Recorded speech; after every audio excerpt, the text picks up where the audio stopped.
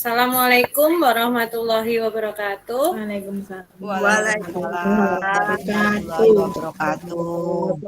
Selamat malam Bapak Ibu semua. Alhamdulillahirrabbilalamin, kita bisa berkumpul di Google Meet ini dalam keadaan sehat walafiat. Terima kasih Bapak Ibu semua telah hadir di diseminasi budaya positif modul 1.4 yang akan saya presentasikan. Sebelumnya, mohon maaf, apakah suara saya terdengar dengan jelas? Jelas. Ya, Jelas. terima kasih. Sebelumnya saya izin share screen, nggih. Nggih.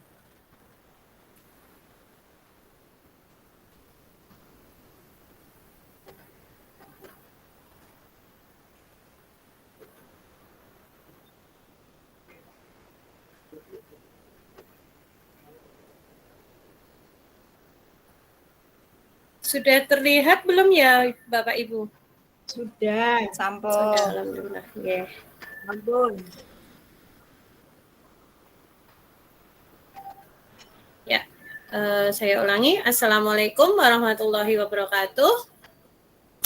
Waalaikumsalam. Di sini saya Sofi Putri Ningtyas, CGP Angkatan 3 dari Kabupaten Klaten. Saya akan mendiseminasikan budaya positif modul 1.4.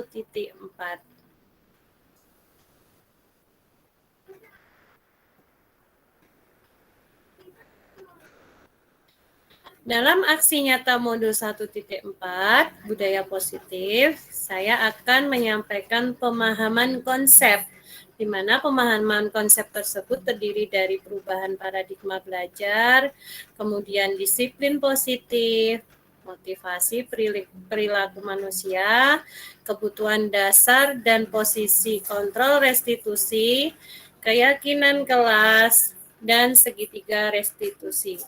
Selain itu, saya juga akan menyampaikan pengalaman dan pembelajaran setelah penerapan konsep-konsep kunci tersebut. Yang akan saya bahas tentang pemahaman konsep pertama kali adalah perubahan paradigma belajar.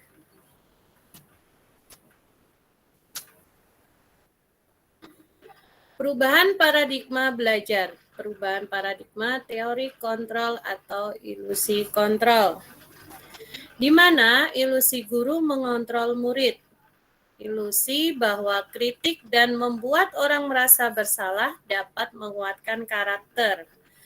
Ilusi yang ketiga, ilusi bahwa semua penguatan posisi efektif dan bermanfaat.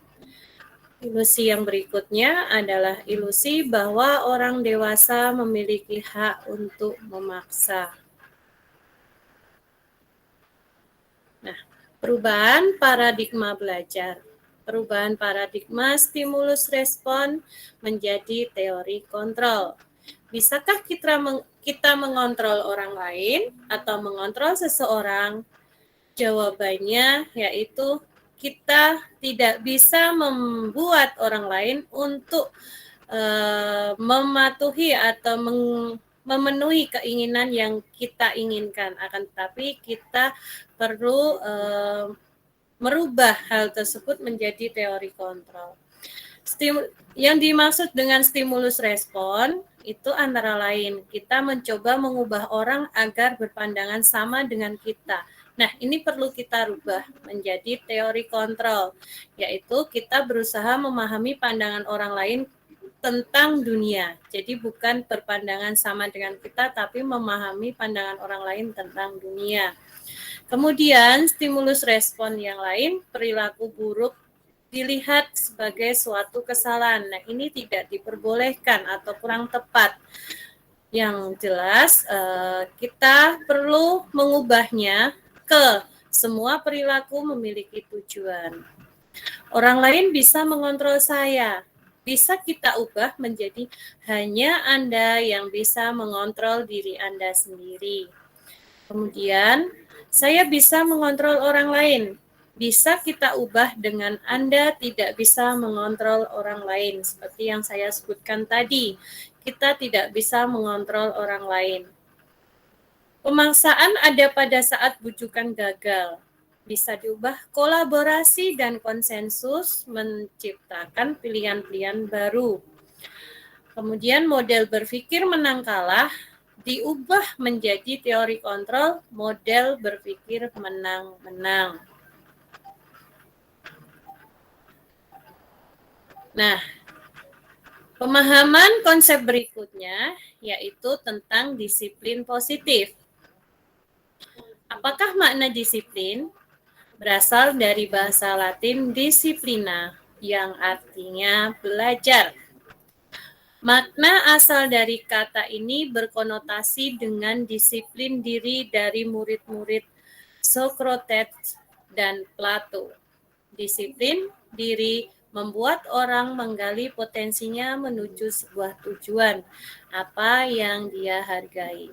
Namun, dalam budaya kita, makna kata disiplin telah berubah menjadi sesuatu yang dilakukan seseorang pada orang lain untuk mendapatkan kepatuhan. Kecenderungan umum adalah menghubungkan kata disiplin dengan ketidaknyamanan, bukan dengan apa yang kita hargai atau pencapaian suatu tujuan mulia.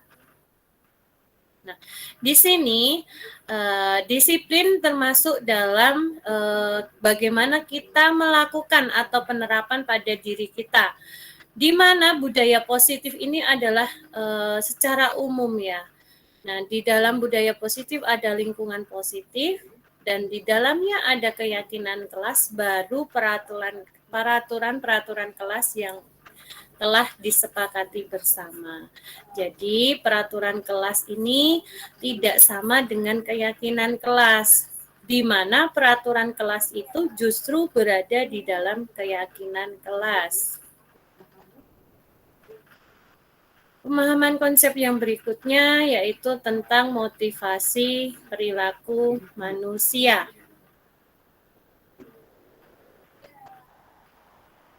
Teori motivasi perilaku manusia. Nah, di sini akan saya sampaikan bahwa ada motivasi eksternal dan juga ada motivasi internal, tujuan disiplin positif. Yang pertama, untuk menghindari ketidaknyamanan atau hukuman. Contohnya, apa yang akan terjadi apabila saya tidak melakukannya? Ini termasuk motivasi eksternal. Nah, untuk mendapatkan imbalan dari orang lain atau institusi. Contohnya, apa yang akan saya dapatkan apabila saya melakukannya? Ini juga termasuk motivasi eksternal. Kemudian, motivasi untuk menghargai diri sendiri menjadi insan yang sesuai dengan harapan kita. Misalkan, saya akan menjadi orang yang seperti apa bila saya melakukannya. Nah, ini yang disebut dengan motivasi internal atau bisa disebut tujuan disiplin positif.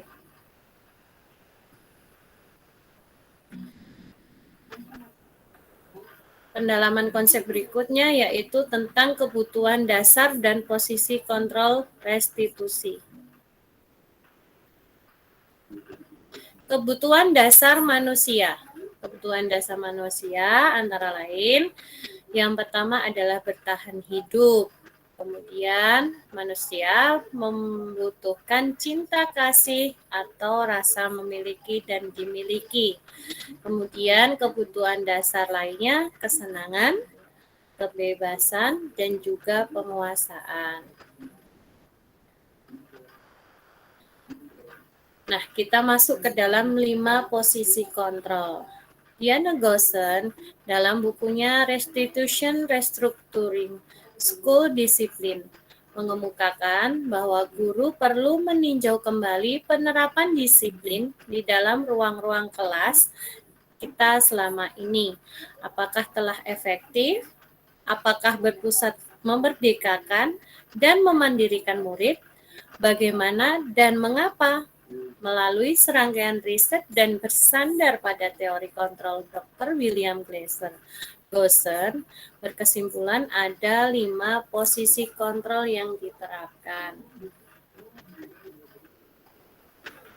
Nah, seorang guru, orang tua, ataupun atasan dalam melakukan kontrol, kelima posisi kontrol tersebut adalah penghukum, yang pertama, kedua, pembuat orang merasa bersalah, ketiga, sebagai teman, keempat, sebagai monitor atau pemantau, kelima, sebagai manajer. Mari kita tinjau lebih dalam kelima posisi kontrol ini. Nah, ini 5 posisi kontrol, di mana ini adalah motivasi. Nah, ini identitas gagal atau kontrol dari luar, menghindari hukuman. Ini ada penghukum, guru berbuat, menghardik, menunjuk-nunjuk, menyakiti, menyindir. Contohnya, ada guru berkata, kalau kamu tidak melakukannya, awas ya, rasakan. Nah, nanti akan menghasilkan sang murid memberontak atau menyalahkan orang lain sehingga dia berbohong. Nah, kaitannya dengan dunia berkualitas, murid meletakkan guru di luar dunia berkualitas. Guru ini semena-mena, seperti itu. Kemudian murid berkata, biarkan aja, nanti juga marah-marah lagi. Nah, dampaknya apa?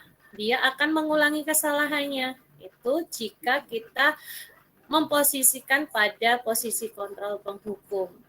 Nah, pada posisi kontrol pembuat orang merasa bersalah, yang diperbuat guru itu berceramah, mengatakan seharusnya, atau ibu kecewa dengan kamu, atau nih yang dikatakan guru, kamu seharusnya kamu sudah tahu, ibu lelah sekali mengatakannya, ibu stres.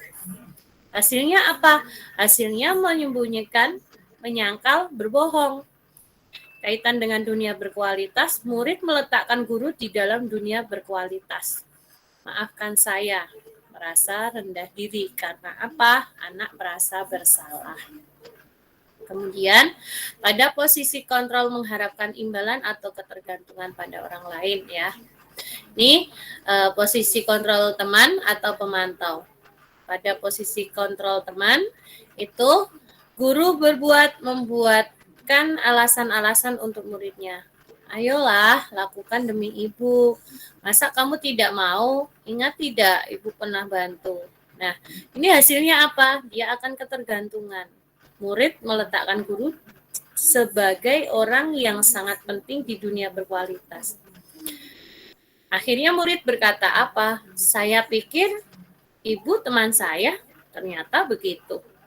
Nah, ini akan menghasilkan murid yang lemah, tidak mandiri, dan juga tergantung. Jika ada pada posisi kontrol pemantau, itu guru akan menghitung atau mengukur. Yang bisa dikatakan apa peraturannya. Nah, hasilnya apa? Murid bisa menyesuaikan diri bila diawasi. Murid meletakkan guru peraturan dan hukum di dunia berkualitas. Murid berkata apa? Berapa banyak bintang yang saya harus peroleh? Kemudian berapa halaman yang harus saya tulis? Nah, ini dampaknya adalah menitik beratkan pada sanksi atau hadiah itu. Nah, ini yang lebih tepatnya kita memposisikan pada posisi control manager.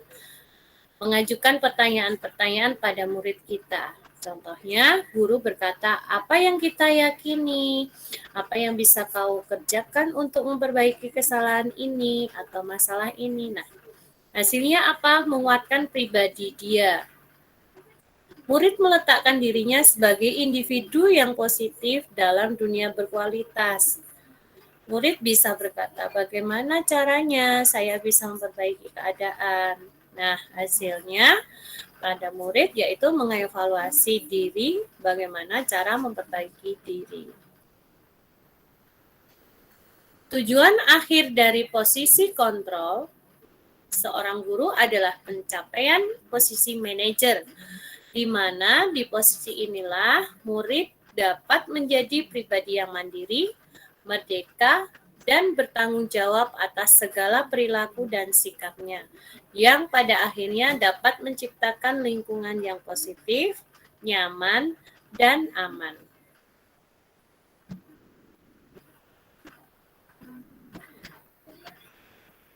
Kemudian pemahaman konsep berikutnya yaitu tentang keyakinan kelas dan segitiga restitusi. Keyakinan kelas, hukuman, dan penghargaan. Mengapa tidak peraturan saja? Mengapa harus keyakinan kelas? Nah, ini. Mengapa kita memiliki peraturan harus menggunakan helm bila mengendarai kendaraan roda 2? Mengapa kita memiliki peraturan 3M menggunakan masker, mencuci tangan, dan menjaga jarak 1,5 meter? Mengapa kita memiliki peraturan harus datang tepat waktu pada saat mengikuti pelatihan? Untuk mendukung motivasi intrinsik, kembali ke nilai-nilai atau keyakinan-keyakinan lebih menggerakkan seseorang dibandingkan mengikuti serangkaian peraturan-peraturan. Jadi, keyakinan ini akan lebih menggerakkan seseorang daripada seseorang mengikuti rangkaian-rangkaian peraturan. Nah, seperti yang sudah saya sampaikan, bahwa peraturan kelas ini ada di dalam keyakinan kelas. Jadi kita membuat keyakinan kelas dulu, baru terbentuk peraturan kelas yang telah disepakati bersama. Nah, dalam keyakinan-keyakinan kelas dan keyakinan sekolah itu akan membentuk lingkungan yang positif. Jikalau lingkungan positif itu sudah terbentuk, maka budaya positif ini akan terbentuk pada lingkungan sekitar, baik di sekolah maupun di rumah.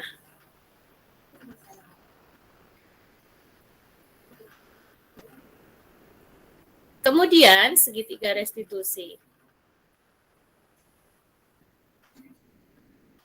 Nah, ini contoh. Mohon maaf, sebelum masuk ke segitiga restitusi, ini adalah contoh-contoh kesepakatan kelas yang telah dibuat. Nah, ini ada kesepakatan kelas datang tepat waktu, mengucapkan salam, menjaga kebersihan sekolah, berdoa sebelum dan sesudah kegiatan, aktif dalam pembelajaran, kemudian tertib.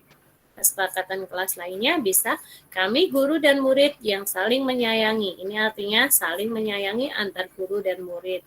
Kemudian kami murid yang semangat belajar. Ada juga kami murid yang peduli dengan teman-temannya. Artinya kita harus saling menyayangi, kita harus sangat semangat belajar dan juga peduli terhadap teman. Kegiatan pendalaman keyakinan kelas bisa kita lihat pada tabel T dan tabel Y. Nah, ini hormat adalah kami meyakini bahwa sangat penting untuk menghormati semua orang dan barang milik orang lain. Bekerja, kami meyakini bahwa sangat penting untuk mengerjakan segala pekerjaan atau mengikuti kegiatan yang telah ditugaskan. Kemudian diterima dan dimiliki. Kami meyakini bahwa sangat penting untuk merasa diterima pada suatu kelompok dan saling peduli satu dengan yang lain. Ini ada tabel Y, di mana hormat itu kita melihat, terlihat, terdengar, berperilaku. Begitu juga pada bekerja. Nah, ini bedanya pada tabel T, hormat tampak seperti, tidak tampak seperti. Jadi pada tabel T hanya terlihat tampak seperti dan tidak tampak seperti. Kalau di tabel Y itu kita lihat, kita dengarkan bagaimana perilakunya. Seperti itu. Nah, ini ada peraturan-peraturan yang bisa kita bedakan antara keyakinan kelas atau nilai kebajikan yang dituju itu apa. Nih, selalu kembalikan buku ke tempatnya. Dilarang mengganggu orang lain, kemudian hadir di sekolah 15 menit sebelum pembelajaran dimulai, dilarang melakukan kekerasan, dilarang menggunakan narkoba, bergantian atau menunggu giliran, ini termasuk budaya antri, kemudian gunakan masker, jangan berlari di kelas atau koridor. Bisa kita lihat, nah, Selalu kembalikan buku ke tempatnya, itu merupakan keyakinan kelas tanggung jawab. Dilarang mengganggu orang lain, menghormati orang lain dan diri sendiri. Keyakinan kelasnya. Kemudian hadir di sekolah 15 menit sebelum pembelajaran dimulai, itu keyakinan kelasnya adalah menghormati orang lain atau berkomitmen pada tujuan. Dilarang melakukan kekerasan, itu keyakinan kelasnya adalah keselamatan atau menghormati orang lain. Dilarang menggunakan narkoba, ini keyakinan kelasnya adalah kesehatan. Kemudian peraturan bergantian atau menunggu giliran, ini keyakinan kelasnya bisa berupa menghormati orang lain atau kesabaran. Gunakan masker, ini keyakinan kelasnya bisa kesehatan dan keselamatan. Jangan berlari di kelas atau koridor, ini keyakinan kelasnya bisa berupa keselamatan dan keamanan. Nah, kita akan masuk ke restitusi. Mohon maaf. Kita akan masuk ke restitusi. Bu Yayu masuk.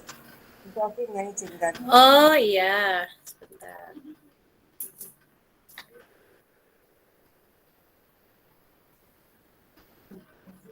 Saya stop sharing dulu.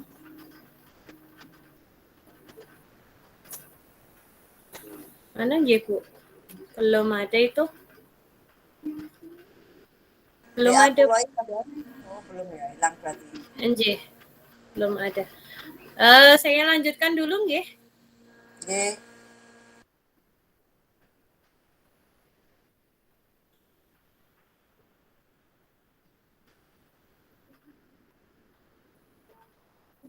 Mohon maaf, apa sudah terlihat?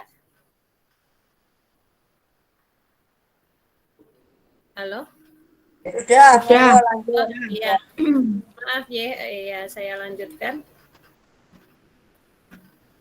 Apa itu restitusi? Restitusi adalah proses menciptakan kondisi bagi murid untuk memperbaiki kesalahan mereka, sehingga mereka bisa kembali pada kelompok mereka dengan karakter yang lebih kuat.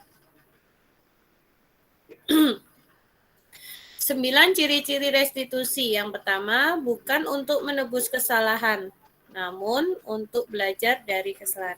Mohon maaf, ini ada yang masuk.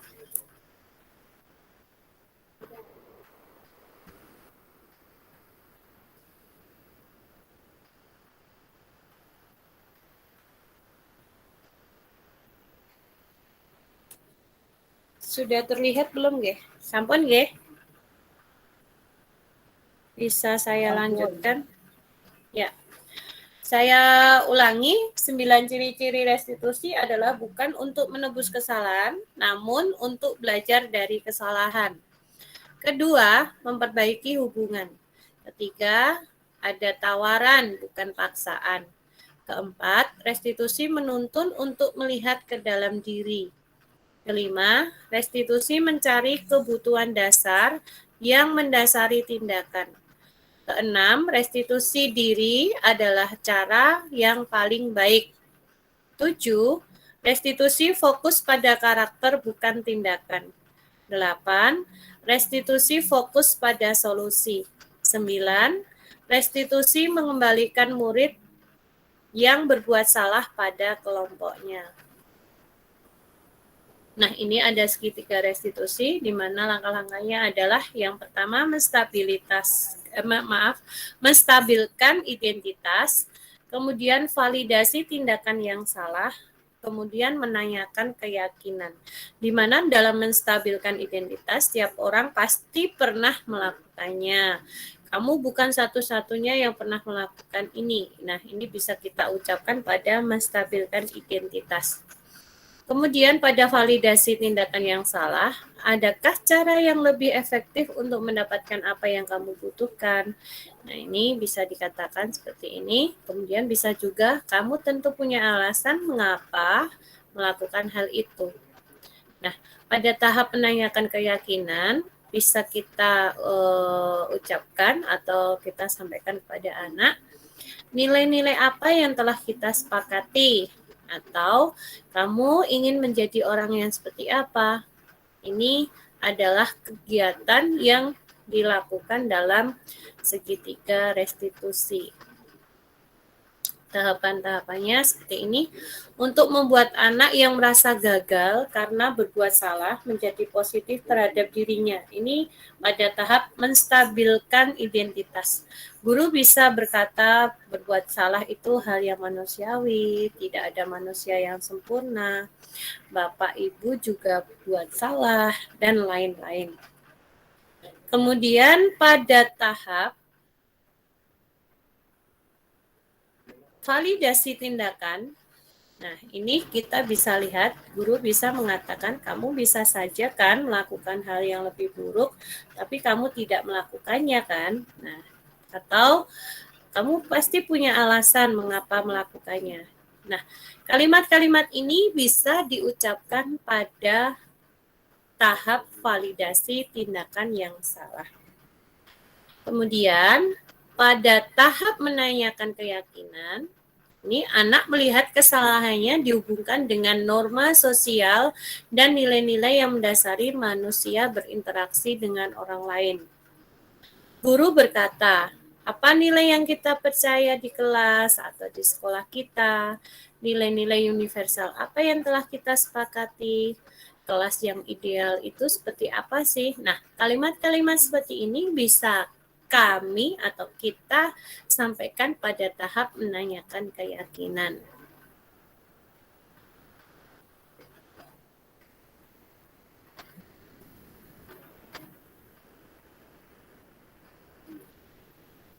Nah, dalam pengalaman dan pembelajaran setelah menerapkan konsep-konsep kunci, yang pertama, pembentukan karakter keyakinan kelas. Saya melakukan pembentukan karakter keyakinan kelas. Pembentukan keyakinan kelas secara diskusi di dalam kelas bersama murid-murid. Jadi saya membentuk keyakinan kelas bersama anak-anak dilakukan secara diskusi. Terus yang kedua, pengalaman yang kedua yaitu menerapkan budaya positif di sekolah dan di kelas. Dan juga saya melakukan restitusi. Latar belakangnya, pendidikan karakter merupakan suatu hal yang krusial dalam menunjang keberhasilan siswa, serta menciptakan generasi unggul di masa depan. Untuk itu, upaya merubah segi negatif di lingkungan harus konsisten dilakukan demi terwujudnya nuansa positif yang diharapkan akan berkembang dalam jiwa setiap anak. Untuk menumbuhkan budi pekerti yang baik, salah satu upaya yang bisa dilakukan adalah penerapan budaya positif. Kemudian, tujuannya adalah menumbuhkan rasa tanggung jawab dalam menyelesaikan tugas yang diberi. Kemudian, kita dapat mengarahkan siswa agar mengisi waktu saat di rumah dengan hal-hal baik. Dan juga kita bisa melibatkan orang tua murid sebagai pendamping belajar di rumah. Tolok ukurnya, siswa memahami manfaat melakukan kegiatan bermanfaat saat di rumah yang didokumentasikan lewat jurnal kebaikan. Jadi bisa nanti anak-anak melakukan kegiatan-kegiatan di rumah itu didokumentasikan kemudian dikirimkan guru dan guru akan membuat jurnal kebaikan tersebut.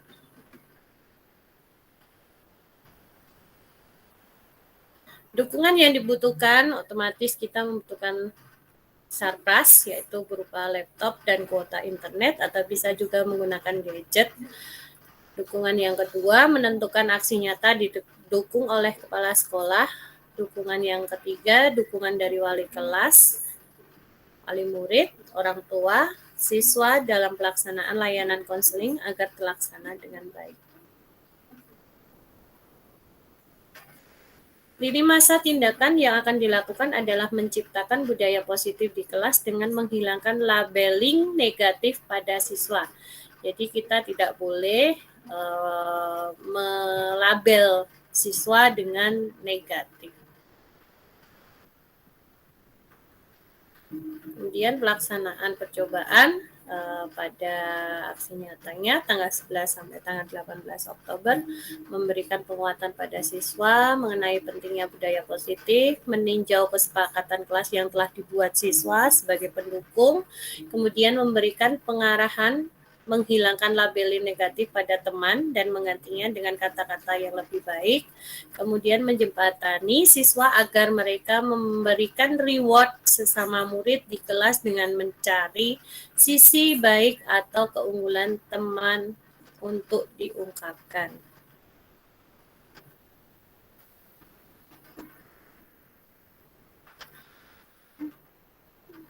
Ya. Ini adalah pembentukan keyakinan kelas yang saya lakukan secara diskusi di dalam kelas bersama anak-anak. Jadi saya meminta anak-anak untuk menuliskan pendapat mereka di papan tulis. Nah, ini anak-anak maju satu persatu.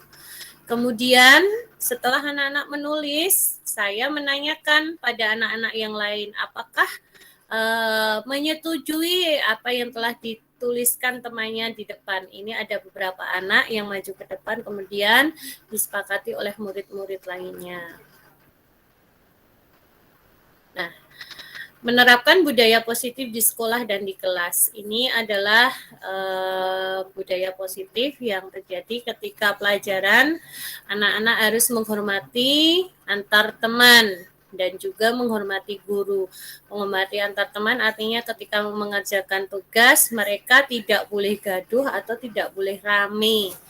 Dan juga menghormati guru ketika guru menjelaskan, anak-anak juga memperhatikan. Jadi ada yang berbicara, anak-anak yang lain memperhatikan. Ini budaya positif lainnya adalah makan makanan bergizi, tidak boleh bicara pada saat makan. Dan juga saya akan menunjukkan beberapa video yang telah saya dokumentasikan tentang praktek keyakinan kelas atau budaya positif yang ada di sekolah saya. Berikut videonya bisa kita simak bersama-sama. Di sini ada video pembiasaan di kelas, anak-anak sedang berbaris dan juga antri untuk masuk ke dalam kelas.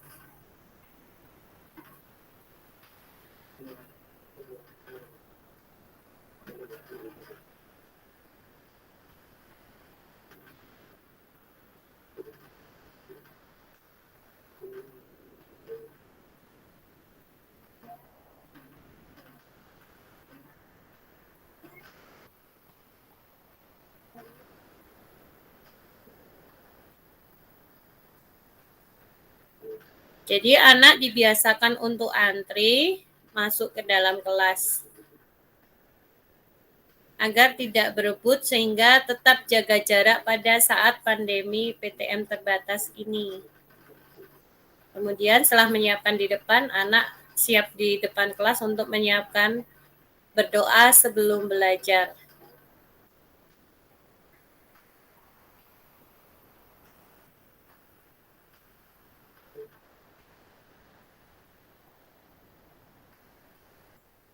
Nah, ini pembiasaan di kelas, jadi anak-anak baris yang rapi di depan kelas, kemudian budaya antri masuk ke dalam kelas sehingga tetap menjaga jarak. Ada juga pembiasaan lain yaitu makan makanan bergizi di dalam kelas secara bersama-sama, di mana kita melatih anak untuk tidak berbicara pada saat makan. Nah, ini ada video dokumentasinya. Ketika anak-anak sedang makan, tidak ada anak yang mengobrol. Jadi kita membiasakan anak untuk tidak berbicara pada saat makan. Mereka duduk dengan rapi di tempatnya masing-masing menikmati makanan bekal yang mereka bawa dari rumah.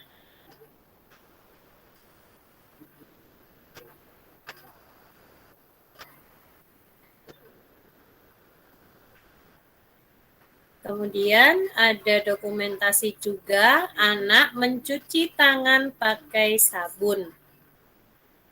bisa kita lihat ini anak cuci tangannya tidak hanya semenit atau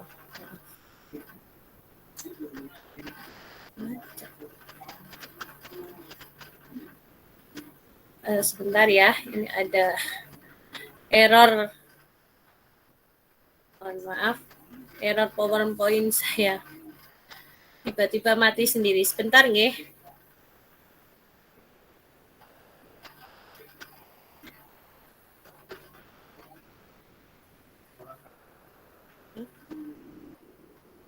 Ya, mohon maaf, ini tadi ada error sedikit, problem dalam PowerPoint saya.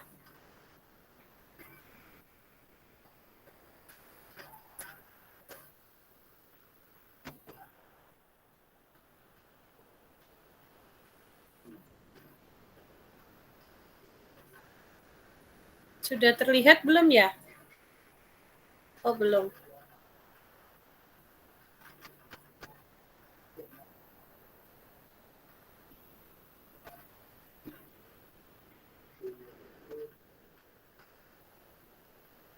Mohon maaf Bapak Ibu, saya lanjutkan. Sudah terlihat nggih?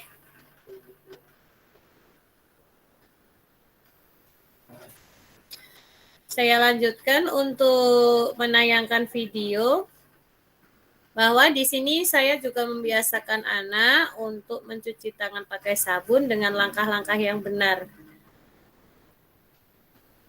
Mulai dari telapak tangan, kemudian punggung tangan,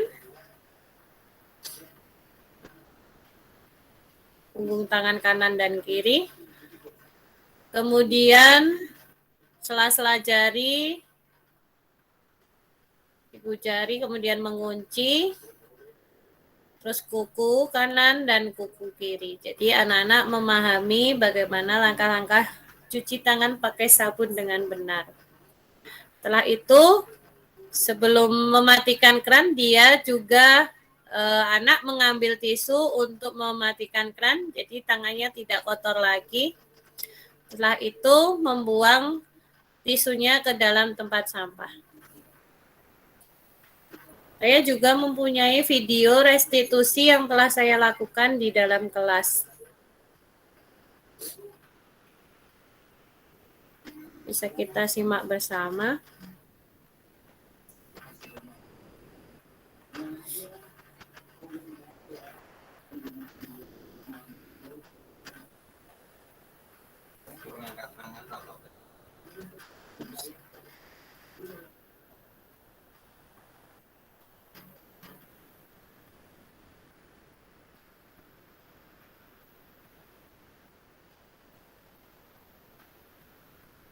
Nah, pada modul 1.4, demonstrasi kontekstual budaya positif.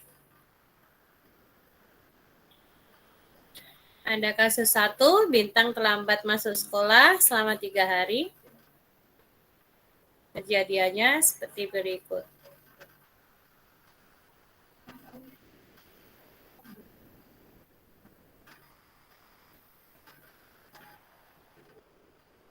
Saat 7:30, Bintang belum masuk. Sementara sudah disiapkan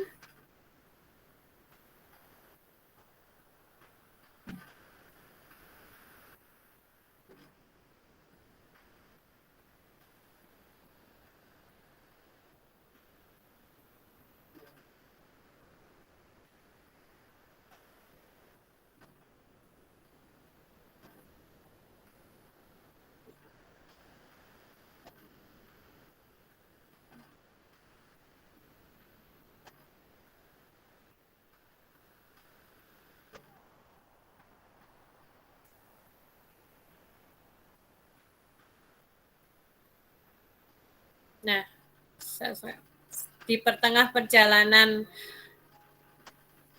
KBM, setelah 15 menit KBM berlangsung, baru Bintang mengetuk pintu, dia masuk ke dalam kelas.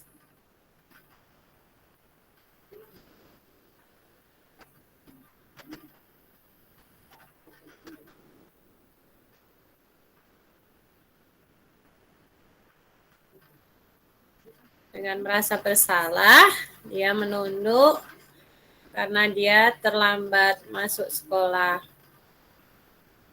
Saya mempersilahkan anak untuk duduk dan menghentikan anak-anak yang lain yang nyurai nggih. Jadi anak tetap saya izinkan untuk masuk mengikuti pelajaran dan saya menyuruh anak untuk tetap tinggal di kelas setelah pulang sekolah, baru saya melakukan restitusi tersebut.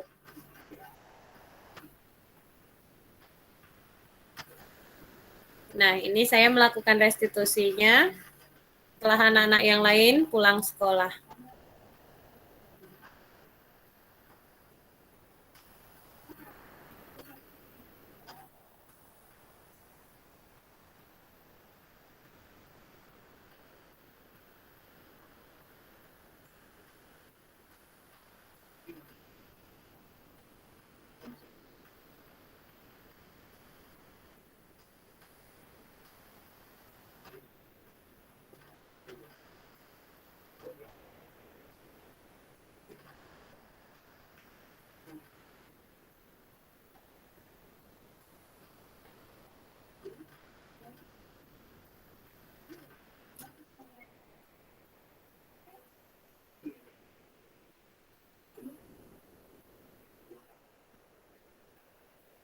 Nah, guru menanyakan alasan anak apa kok sampai terlambat ke sekolah. Ternyata anak tidur kemalaman karena dia terlalu lama main game.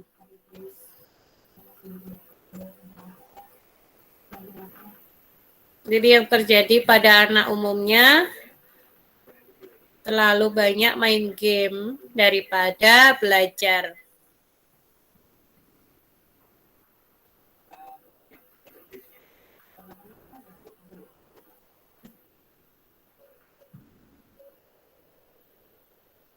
Nah, guru memberi pengertian bahwa agar tidak kesiangan anak tidur lebih awal.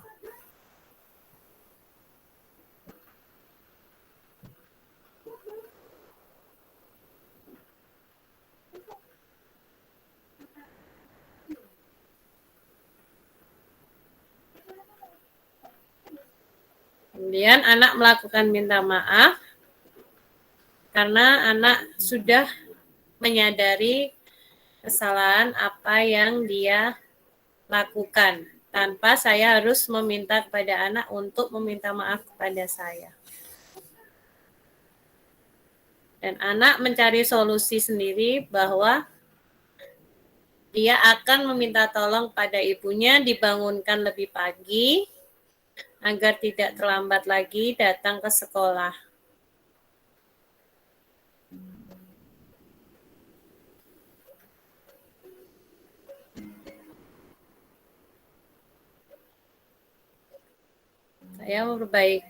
Saya mempersilahkan anak untuk pulang. Nah, ini kemudian hari anak sudah tidak terlambat lagi, saya memberikan reward dan dukungan kepada anak. Nah, ternyata anak sudah bangun lebih awal, sholat subuh, dan langsung siap-siap berangkat ke sekolah.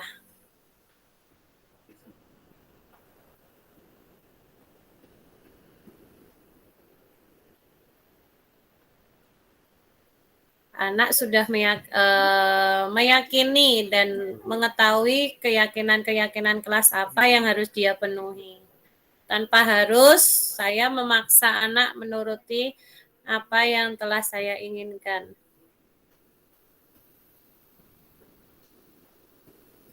Nah, anak sadar sendiri apa keyakinan kelas yang ada.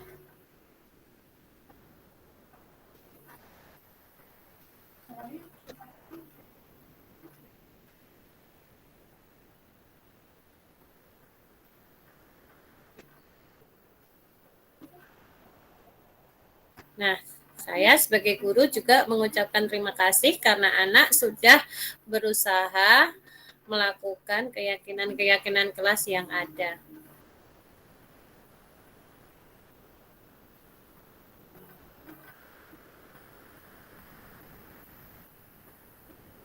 Kasus yang kedua, ada anak menangis karena dilempar kepalanya.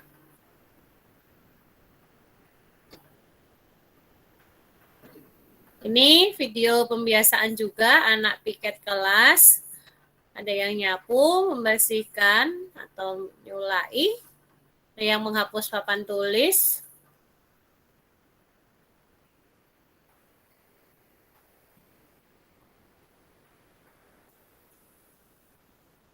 Jadi anak piket sebelum jam pelajaran dimulai. Membuka jendela-jendela. Setelah bersih, mereka menaruh alat kebersihannya pada tempat yang disediakan. Nah, ini ada anak yang mengganggu, melempar kepala temannya sampai menangis. Yang namanya anak SD kalau diganggu pasti dia menangis. Sebenarnya tidak terlalu sakit, tapi ini anak menangis karena diganggu oleh temannya.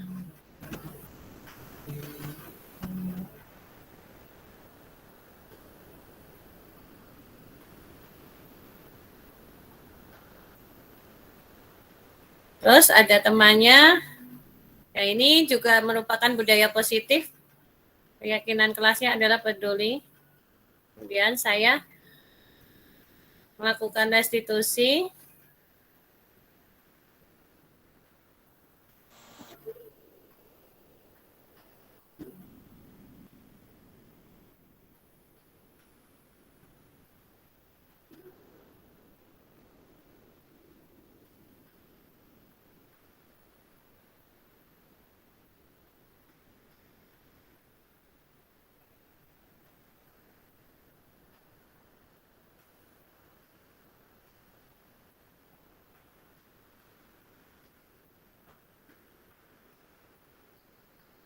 Nah, jadi saya menanyakan pada dua anak apakah kejadian itu benar. Anak berusaha mengungkapkan pendapatnya.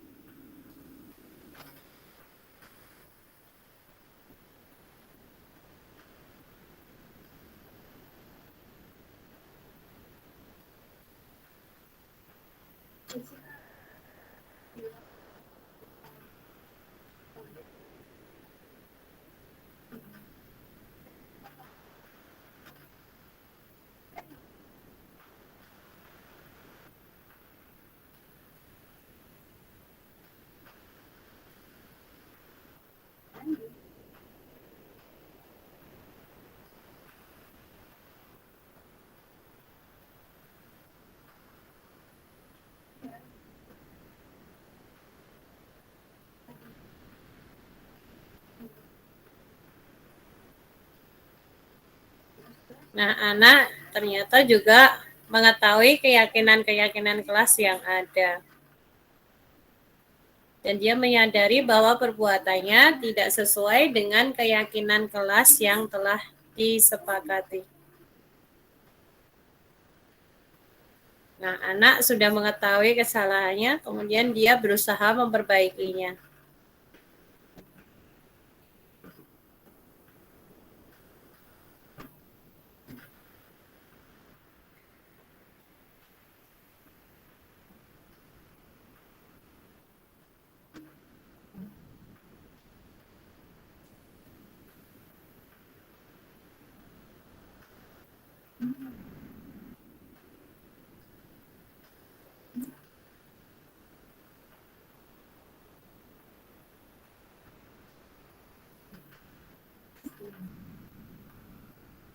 Ya, ini anak langsung mengambil covernya yang dilempar tadi dan dimasukkan ke dalam tempat sampah.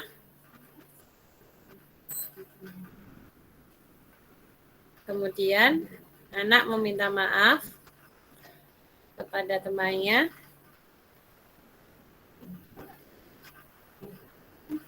Dan dia juga berjanji untuk menjaga kebersihan di dalam kelas.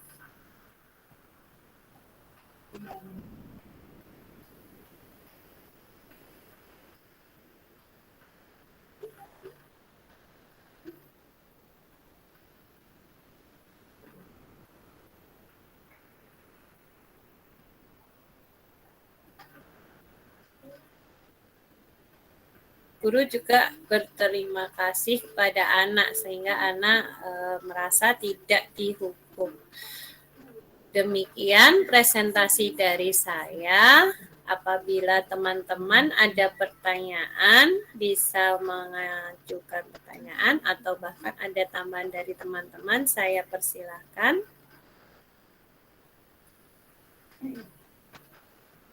Monggo. Sudah ada yang pertama tadi. Siapa ini ya? Bu Titi. Oke. Iya, Ini monggo Bu dulu. Titi. Assalamualaikum warahmatullahi wabarakatuh. Waalaikumsalam warahmatullahi wabarakatuh. Wow, presentasi yang mantap, lengkap, dan aksi nyatanya benar-benar mantap. Benar. Semuanya ada semua. Nah, dari situ pertanyaan saya bingung saya. Soalnya udah ada jawabannya semua, tapi nggak apa-apa deh. Cuma kadangkala kita untuk melakukan itu semua terwujud, kan itu mesti ada kendalanya. Nah, bagaimana sih trik Bu Sofi untuk mengatasi kendala tersebut? Itu kemauan aja. Iya. Ya itu ya. Saya tak tutup. Wassalamualaikum warahmatullahi wabarakatuh. Waalaikumsalam warahmatullahi wabarakatuh. Terima kasih Bu Titi atas pertanyaan yang disampaikan. Ya, seperti ini Bu Titi, dalam melakukan sesuatu hal pasti ada halangan-halangan atau rintangan-rintangan yang kita hadapi. Contohnya, saya sebagai guru baru di SD saya ini, di mana dulu saya berada di mengajar di SD kota, kemudian saya mengajar di SD desa. Ternyata dalam penerapan budaya positif juga berbeda. Artinya kita lebih harus ekstra sabar kepada anak, apalagi dalam kondisi pandemi seperti ini. Jadi dalam 2 tahun anak-anak melakukan pembelajaran daring, anak itu ternyata budaya positifnya luntur. Nah, ini PR terbesar bagi kita sebagai guru, bagaimana menuntun anak untuk menerapkan kembali pada budaya positif ya. Nah, untuk membentuk budaya positif kita harus menanamkan dulu bagaimana anak menyadari pada dirinya sendiri dulu. Jadi kita mengajak anak, kita memberikan contoh, kemudian kita melakukan pendekatan-pendekatan kepada anak. Ya, kita baru ngobrol, Dek. Sebenarnya kita butuh, ayo bangun lebih pagi lagi seperti tadi ya.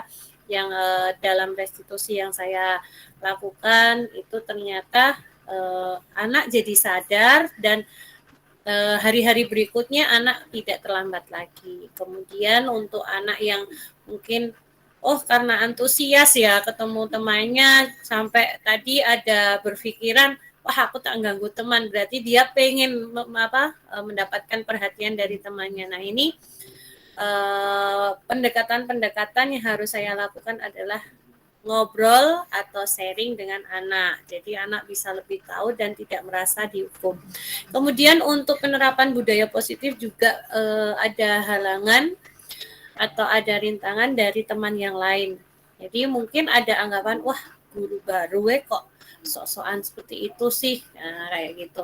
Nah itu caranya bagaimana saya harus melakukan pendekatan secara personal. Kita ajak ngobrol, beliau-beliau begini loh Bu, penerapan budaya positif itu penting, jadi kita tidak boleh menghukum anak, kita mengajak anak untuk menyadari bahwa dalam keyakinan kelas atau kita bisa menanamkan pada keyakinan diri sendiri dulu, oh ternyata ini tidak baik, oh ternyata ini baik, seperti itu. Jadi guru-guru yang semula, oh kamu tidak ngerjain PR, aku nggak mau nilai kamu kayak gitu, yang semula mempunyai pengertian seperti itu bisa berubah menjadi tadi kita melakukan pendekatan-pendekatan secara personal, bahwa kita mengajak untuk melakukan restitusi sehingga keyakinan kelas terbentuk, kemudian sampai di budaya positif akan terapkan pada lingkungan sekolah maupun di lingkungan rumah. Seperti itu Bu Titi mungkin. Matur Iya. nuwun sangat. Terima Iya, kasih. terima kasih. Mungkin ada teman yang lain, Bu Nani, monggo saya persilahkan. Nggih, terima kasih Bu Sofi. Luar Iya, biasa sekali nggih. Itu saya kagum itu dengan PPT dan apa semua yang sudah dibuat oleh Bu Sofi itu sungguh luar biasa. Nanti bisa ditularkan ya Bu ke teman-teman nggih. iya, selalu Bu. Ya. Terus ini Bu Sofi tadi Nggih. ada restitusi nggih, ada restitusi. Nah, pas restitusi itu anak-anak panjenengan beri pemahaman tentang restitusi enggak itu? Iya, jadi mungkin bisa saya jawab sekarang Bu Nani atau Iya. ada pertanyaan yang lain dulu? Ya, ya. Iya, Oh, itu nggih. Pribon, saya jawab dulu nggih. Iya, Iya. ya. Sebelumnya saya menyampaikan ke anak, jadi nanti Bu Guru akan mengadakan restitusi semacam anak itu kan pasti tanya apa Bu restitusi itu. Jadi saya jelaskan dulu, jadi nanti Bu Guru akan menanyakan kamu mengapa kok terlambat, kemudian apa alasanmu, kemudian kamu tahu nggak keyakinan kelas. Kebetulan pada saat saya melakukan restitusi itu anak sudah saya ajak untuk membentuk keyakinan kelas dulu. Jadi saya bisa menuntun anak, oh restitusi ini loh, nanti langkah-langkahnya begini loh, nanti hasilnya apa. Nah itu anak-anak sudah saya beri pengertian. Jadi Dek nanti pulang sekolah untuk tetap tinggal di kelas ya, guru akan melakukan restitusi kan kayak gitu karena kamu terlambat beberapa hari. Seperti itu Bu Nani. Mungkin ada pertanyaan lain? Masih di Terus mute. untuk siswa yang lain juga diberi pengertian nggak? Iya Bu. Gitu. Ya, jadi itu kalau anak terlambat kan kita tidak boleh langsung menyampaikan di depan kelas ya, karena nanti bisa membunuh karakter anak. Anak jadi merasa minder, aduh aku dimarahin, aduh aku malu. Karena anak kecil berbeda dengan mungkin anak-anak yang sudah SMP, SMA. Mereka kalau sudah ada anak yang kalau sudah merasa bersalah, terus merasa dipermalukan, dia jadi minder, dia nggak mau maju, ada seperti itu. Ada juga yang malah justru bandel, besok aku telat lagi wae gitu. Jadi saya memberi pengertiannya setelah saya melakukan restitusi kepada anak-anak yang tadi melakukan apa ya, bukan melanggar ya, belum melakukan keyakinan kelas seperti itu Bu. Terima kasih Bu Sofi. Iya, sama-sama Bu Purnamawati ya. Monggo Ya. sebentar ya Bu Yayu ya. Nanti bergantian. Oke, monggo Bu Pur. Terima kasih nggih, luar biasa itu. Presentasinya sangat lengkap sekali sampai saya terpesona itu ternyata yang dibicarakan penjaringan gitu kan, dengan anak-anak yang masih kecil-kecil tapi sudah diajak berpikir keyakinan kelas dan budaya positif. Yang saya bikin menarik ini, saya lihat di susunan meja penjaringan tadi itu tidak menghadap ke diri semua ya, tapi hadap-hadapan gitu ya, semacam kayak diskusi kelas ya sebenarnya. Terus tadi di budaya positifnya Bu Sofi itu adalah pada waktu paparan dan sebagainya tidak boleh gaduh, tidak boleh ikut mendengarkan gitu. Pada posisi mereka itu posisi untuk di settingnya meja belajar itu kayak diskusi gitu kan. Bagaimana Iya. bisa mengontrol anak-anak agar tidak gaduh tadi ya. Terus yang berikutnya lagi yang saya tadi cermati di video jaringan itu tadi, anak antri masuk ya. Nah, apakah pada waktu kedatangan pagi itu anak bisa bareng-bareng sampai antri rindu-rindu itu? Apa tidak beda waktu yang beberapa menit gitu ya? Tetapi kok hampir-hampir bersamaan dan anak-anak di sisi itu, atau memang mau masuk harus disiapkan dulu baru masuk, atau memang datanya hampir-hampir mirip gitu ya? Nah, saya berusaha malah yang itu. Terus selanjutnya yang menarik lagi ada makan yang sehat gitu. Itu makannya itu pagi hari waktu mau masuk sekolah atau setengah hari atau waktu istirahat atau Gimana gitu kan, atau anak-anak saya setelah jam 8 atau jam 7, terus yang bikin lagi saya penasaran saya juga. Itu lihat anak-anak makan memang tidak berbicara, tidak gaduh, orang itu jalan mak ataupun yang sebelah ada sekecil itu gitu loh. Jadi aku sama apa ya? Aku sama apa mbak aku jalan gitu loh, kayak gitu ya aku. Jadi ada itu gimana ya gitu, pada anak-anak masih kecil-kecil kok makannya pada diem semua gitu. Terus Iya. lanjut lagi, apakah bisa aku sendiri juga ikut makan di situ bersama anak-anak atau sekedar mendampingi saja?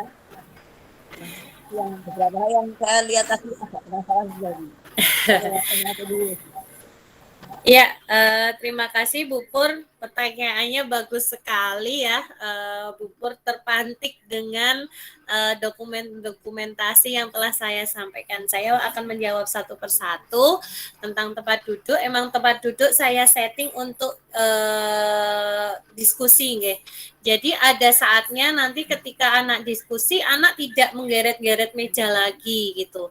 Nah, tadi yang saya tunjukkan untuk dokumentasi yang lainnya adalah pada saat anak mengerjakan itu emang mereka tenang karena itu adalah mengerjakan soal secara personal. Mereka sudah saya tanamkan beri pengertian pada keyakinan kelas bahwa untuk menghargai orang lain. Menghargai orang lain di sini dalam konteks menghargai teman, nggih. Jadi ketika teman sedang mengerjakan tugas, kita tidak boleh mengganggu teman itu. Artinya tidak boleh membuat gaduh. Apalagi pada saat pandemi seperti ini, kita harus pandai-pandai memberi pengertian pada anak agar anak itu tidak tidak jalan ke sana, jalan ke sini. Jadi dalam pembentukan keyakinan kelas itu saya ajak anak untuk menjaga jarak ya. Di situ juga menghormati orang lain itu juga menjaga jarak, artinya kan kita tidak boleh berkerumun. Betul tadi Bu Pur, tidak ada anak yang jalan ke sana kemari. Bahkan saya menyampaikan ke anak, mengajak anak dalam pembentukan keyakinan kelas karena saat ini adalah PTM terbatas.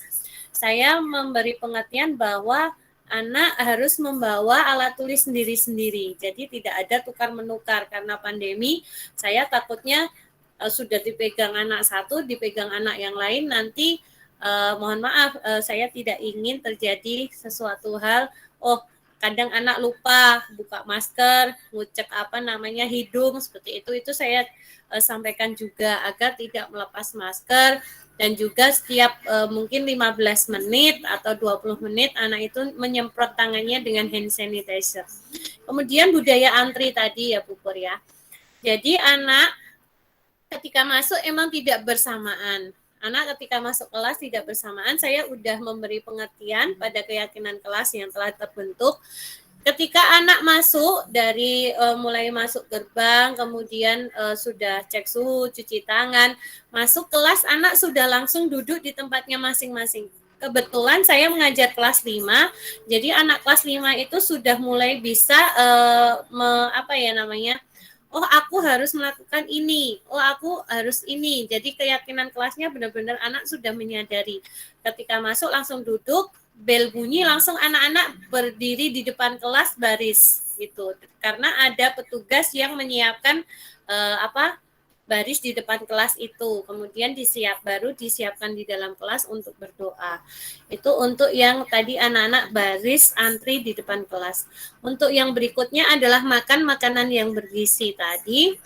Anak-anak saya sudah beri pengertian membawa bekal sendiri-sendiri makanan sehat. Jadi makanan yang dibawa itu terdiri dari makan nasi, bekal nasi, kemudian sayur, lauk pauk, kemudian bawa minum air putih.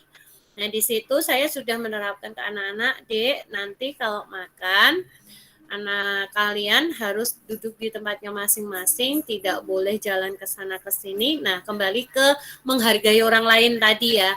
Jadi anak-anak tahu karena aku harus menghargai orang lain, aku tidak boleh mengganggu temanku pada saat makan, serta tidak boleh berbicara pada saat makan. Seperti itu Bu Purnama. Oh iya, saya tidak ikut makan bersama anak-anak karena saya harus mengawasi karena dalam masa pandemi seperti ini. Seperti itu Bu Pur. mungkin jawabannya. Iya, siap lengkap. Iya, terima kasih. Ada Bu Sri Rahayu, monggo Bu Sri Rahayu. Halo, suara saya terdengar nggak, Bu? Enggak, monggo silahkan. Iya. Seperti teman-teman yang lain, saya tertarik sekali dengan apa itu namanya PowerPoint presentasinya. Di sini saya tidak akan bertanya ya, karena sudah lengkap, tapi akan memberikan tanggapan saja. Ketertarikan saya semuanya menarik, tapi bagi saya yang paling menarik adalah ketika cuci tangan gitu ya. Kalau biasanya cuci tangannya itu namanya anak-anak seperti itu ya, seala kadarnya gitu lah istilahnya. Tapi kalau di tempatnya Bu Sofi itu apa namanya, cuci tangannya itu benar-benar sesuai dengan aturan gitu, dan anaknya pun juga betah gitu ya untuk melakukan cuci tangan sesuai aturannya. Itu mungkin nanti bisa saya terapkan di sekolah saya, karena memang selama ini kalau di sekolah saya itu ya cuci tangannya itu masih biasa-biasa gitu, belum bagus seperti yang ada di video Bu Sofi tadi. Itu aja Bu Sofi. Iya, terima kasih. Tadi ada Bu Siti Nur Hasanah bertanya, tapi kok terpental mungkin ya sepertinya. Enggak. Iya. Bu Siti, Iya, terpental nggih Bu Siti Nur Hasanah Iya. kok hilang. itu baru ngapa ngelamar itu. Baru Oh, ngetik lamaran. nggih. Bu Titi, mungkin iya, terima kasih. Mungkin ada pendapat atau pertanyaan dari Ibu yang lain? Tidak ada ya? Kalau tidak ada, mungkin Bu Titi bisa kembali kita lakukan sesi foto sebelum saya akhiri. Baru ke belakang. Ya, sambil menunggu Bu Titi sebentar, mungkin bisa kita sharing mungkin pengalaman-pengalaman yang telah dialami mungkin dari Bu Yayu, sama-sama kita yang tingkatnya sekolah dasar, bagaimana untuk apa ya, pada PTM terbatas ini apakah anak-anak dilakukan atau diajak untuk tadi ya budaya antri tadi. Kalau di sekolah Bu Yayu bagaimana untuk menerapkan budaya antrinya di SD, kita sama-sama di tingkat SD gitu ya.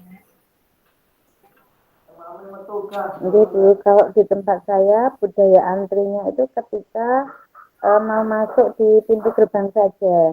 Jadi kalau di depan kelas memang belum ya, karena sebenarnya guru kami banyak, tapi juga kelasnya cukup banyak. Jadi ada 16 kelas. Jadi yang guru piket di depan itu ada 4 sampai 5 lah dalam sekali itu. Kemudian kehadiran gurunya itu juga bervariasi, tidak semuanya itu apa ya bisa hadir pagi gitu. Jadi kami untuk sistem antrinya itu ketika anak-anak dari turun dari motornya orang tua gitu, terus ke pintu gerbangnya itu antri gitu. Terus cuci tangannya pun juga antri gitu. Kadang ya terjadi penumpukan gitu, terutama di apa itu namanya di jam-jam mendekati 06.50 gitu. Jam masuk itu kadang terjadi penumpukan. Jadi tapi enggak masih bisa diatasi gitu. Tapi memang untuk yang antri dari depan kelas belum, di tempat saya belum terlaksana gitu, karena ya itu tadi, karena kehadiran gurunya itu tidak seperti yang kita harapkan gitu. Jadi yang pagi dan yang siang ya gitu. Tapi yang penting kalau di tempat kami 06.50 Bapak dan Ibu guru baru ke kelas masing-masing gitu. Ya, bagus sekali ya Bu, karena tadi saya katakan mungkin agak sedikit berbeda di sekolah saya, di mana karena rumahnya dekat, anak-anak jalan kaki, jadi tidak terjadi penumpukan. Nah, saya biasakan, jadi saya beri pengertian ke anak-anak kalau sudah masuk ke dalam sekolahan, langsung masuk ke kelas, duduk di tempatnya masing-masing seperti itu. Oh ya, ini Bu Siti Nur Hasanah sudah masuk. Tadi sepertinya raise hand, Bu, ada yang bisa disampaikan mungkin Bu Siti Nur Hasanah? Ada yang mau disampaikan, Bu Siti? Terima kasih. Ini saya hanya sedikit saja yang akan saya sampaikan. Ini adalah presentasi yang sangat ya. Ini sangat perfect banget tadi presentasinya. Ini yang mau saya tanyakan gini Mbak Sofi, yaitu untuk penanaman budaya positif itu kan perlu waktu yang lama. Kemudian trik-trik apa saja untuk mempercepat proses penanaman budaya positif kembali pada anak-anak yang mungkin sudah lama PJJ itu. Terima kasih. Ya, terima kasih Bu Nur ya. Betul sekali Bu.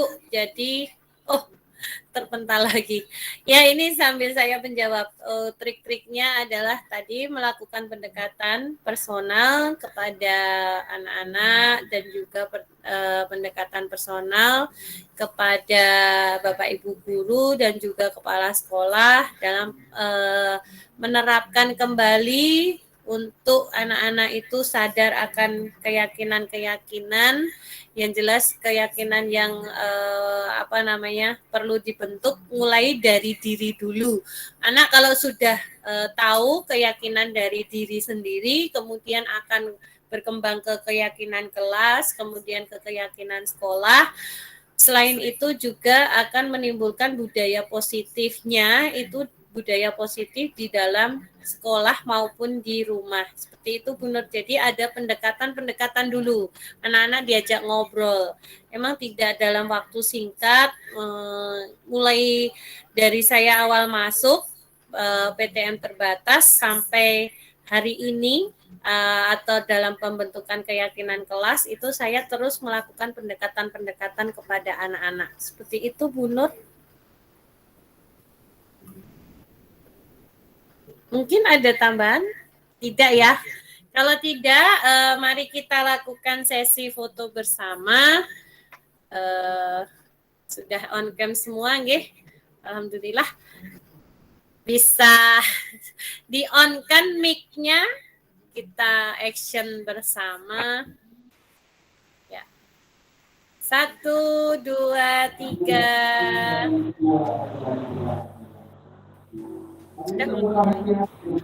Bu Titi bisa dibantu screenshot.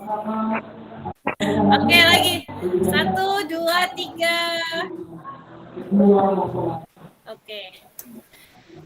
Ibu semua atas kehadirannya. Apabila dan salah satu dari saya mohon maaf yang sebesar-besarnya. Alhamdulillahirabbil alamin. Wassalamualaikum warahmatullahi wabarakatuh. Waalaikumsalam warahmatullahi wabarakatuh.